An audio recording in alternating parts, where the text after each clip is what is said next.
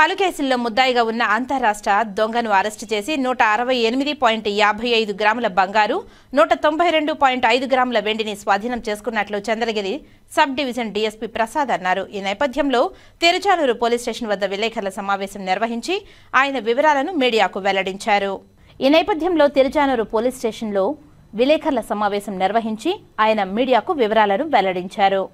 ఈ నెల 1వ తారీఖు డేహెచ్బి ఒకటి జరిగింది 12 గంటల లోపు. అందుట్లో దరిదాపు గోల్డ్ ఒక 200 గ్రాముల దాకా 197 గ్రాముల దాకా పోయింది.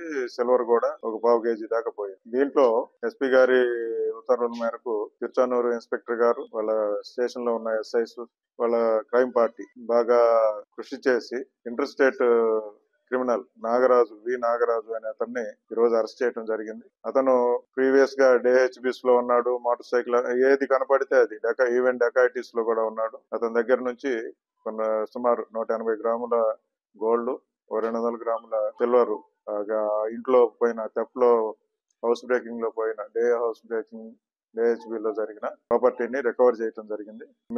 కొంత పోర్షన్ ఆఫ్ ప్రాపర్టీ వేరే వాళ్ళ దగ్గర ఉన్నారని అతని సన్నిహితుడి దగ్గర అతను కూడా తీసుకొచ్చి త్వరలో 20+ గ్రామ్స్ గోల్డ్ కూడా రికవర్ చేయడం జరుగుతుంది. ఈ కేసులో టెక్నికల్ గా అంతా ఎవిడెన్స్ సంపాదించి వాళ్ళని ట్రాక్ చేసి వాళ్ళ మూవ్మెంట్ ను కనుక్కొని ఈ రోజు అరెస్ట్ చేసిన సిబ్బందిని అందరినీ ఇన్స్పెక్టర్ తో సహా ఎస్పీ గారు అభినందించారు.